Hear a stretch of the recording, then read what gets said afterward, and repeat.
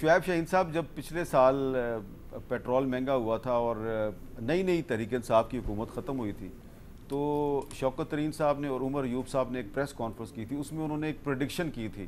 اس وقت تو ان کی وہ پریڈکشن کامیاب نہیں ہوئی، لیکن ہم آپ کو سنوانا چاہتے ہیں پریڈکشن، پھر آپ سے بات کرتے ہیں. آپ کا ڈیزل اور پیٹرول جولائی میں اگلے مہینے یہ تقریباً 300 اور 310 روپے فی لیٹر پہ جائے گا. 300 اور 310 روپے فی لیٹر.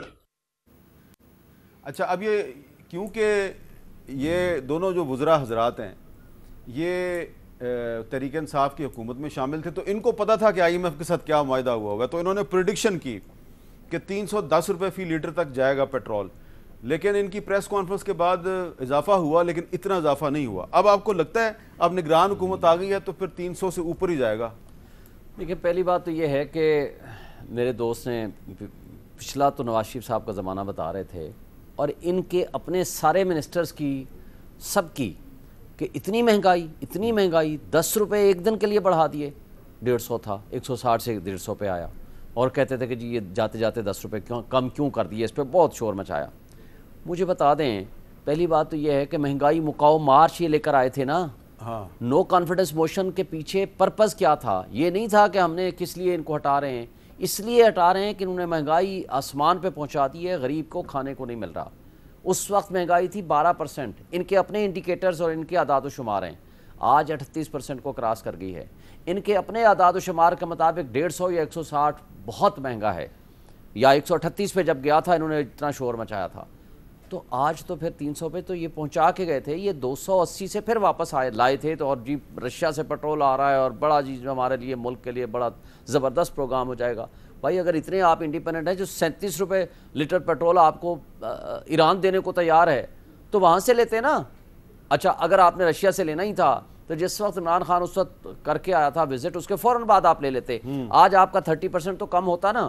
اچھا، اس کے بعد آپ دیکھ لیں 24 بلین ڈالر تھا جس وقت گئے عمران خان کو ہٹایا نو کانفیڈنس موشن. یہ مہنگائی مکاؤ مارچ والے تھے. آج آپ کے پاس 4 بلین ڈالر ہے، اور وہ بھی کسی کا مانگا تانگا.